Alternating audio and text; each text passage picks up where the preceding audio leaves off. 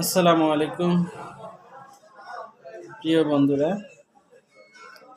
আজকে আমি আপনাদের সামনে আলোচনা করতে যাচ্ছি ডায়াবেটিসের ডায়াবেটিস মাপা নিয়ে। ডায়াবেটিস অনেক মানুষেরই হয়ে থাকে। ডায়াবেটিস এমন একটি রোগ যা একবার হলে সে সারতে চায় না। আসলে এটাকে নিয়ন্ত্রণে রাখা লাগে। তার জন্য আজকাল বিভিন্ন ধরনের ডায়াবেটিস মাপা মেশিন বের হয়েছে। বিভিন্ন ধরন গ্লুকোমিটার। আগেকার মানুষগুলো যে ডায়াবেটিস যদি হতো তাহলে তারা যেকোনো ডাক্তারের কাছে যেত বা গ্রামে-গঞ্জে অনেকেই আ মেপে নিয়ে আসতো ৩০, ৪০, ৫০ টাকা দিয়ে ডায়াবেটিস মাপতো।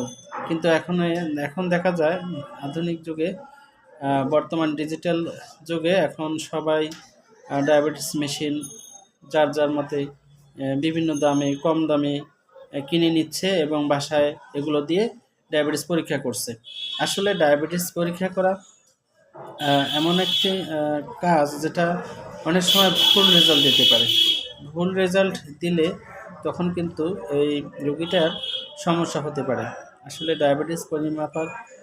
ডায়াবেটিসটা ভালো করে মাপার জন্য আজকে আমি আপনাদেরকে ভালো করে দেখাই দেব কীভাবে আপনারা ডায়াবেটিস পরীক্ষা করবেন। আর ডায়াবেটিসের বিভিন্ন ধরনের গ্লুকোমিটারগুলো আছে, যারা নেবেন অবশ্যই দাম দিয়ে একটু ভালো মেশিনটিই নেবেন। এগুলো আসলে বিভিন্ন ধরনের হয়ে থাকে এবং ডায়াবেটিসের মেশিনগুলোর যে কলমটা আছে, অনেকের মনে করো আঙ্গুল ছিদ্র করতে সমস্যা হয়। তাহলে ওই কলমগুলো আছে, এখন সুন্দর অনেক কলম বের হইছে। ওগুলো দিয়ে সুন্দরভাবে পুশ করে মনে করো ব্লাড বাইর করে নেওয়া যাচ্ছে। এভাবে ডায়াবেটিস মাপা হয়। কিন্তু ডায়াবেটিসে যখন মাপবেন কীভাবে কাঠিতে ইয়াতে দিবেন, একটা মেশিনের এক রকম। আমার কাছে যে মেশিনটা আছে আমি আপনাদেরকে দেখাচ্ছি। এই যে এই মেশিনটা, এটা কিন্তু অনেক ভালো। এই যে কলম, এটা দিয়ে সুন্দরভাবে আঙ্গুলে পুশ করে এখান থেকে ব্লাড বের করা হয়। আসলে ব্লাড বের করতে হবে এই আঙ্গুল থেকে। আপনারা খেয়াল রাখবেন, ব্লাড বের করার সময় অবশ্যই খেয়াল রাখবেন যে এই এই দুই সাইড দিয়ে, মানে মাঝখানে একবারে না, একটু এই সাইড দিয়ে এখানে রক্ত সঞ্চালন সুন্দর হয় আর কি, ভালো হয়। তাই এখান থেকে আপনি ব্লাডটা পেতে পারেন।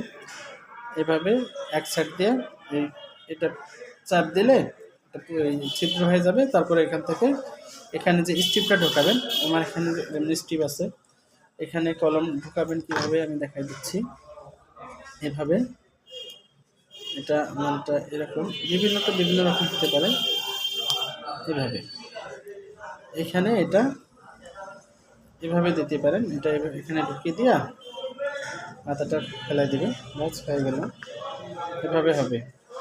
আসলে একটা কলম একরকমভাবে তৈরি করা হয়েছে। এটা আমার কাছে বেস্ট মনে হচ্ছে। ঠিক আছে, আপনারা চাইলে বাসায় ভালো দাম দিয়ে ভালো মেশিন নিয়ে চেক আপ করতে পারেন। আসলে অনেক মেশিনে আসছে যে এই সাইড দিয়ে দেওয়া লাগে, স্ট্রিপ এখান দিয়ে ঢোকা লাগে।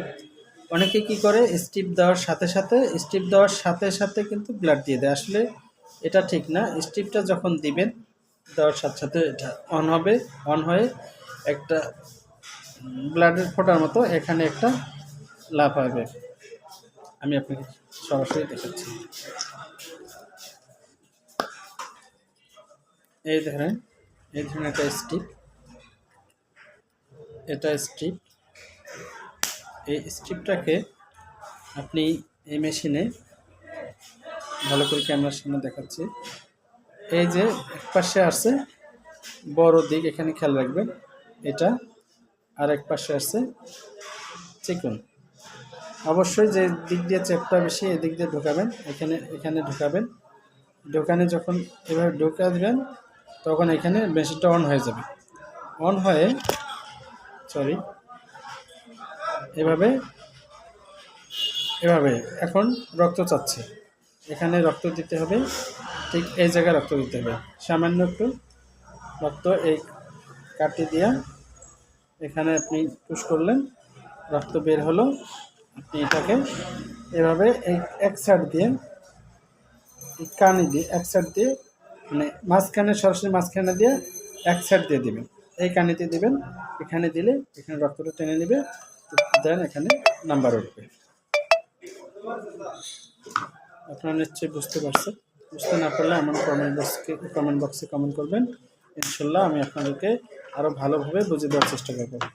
ধন্যবাদ সকলকে। আসসালামু আলাইকুম।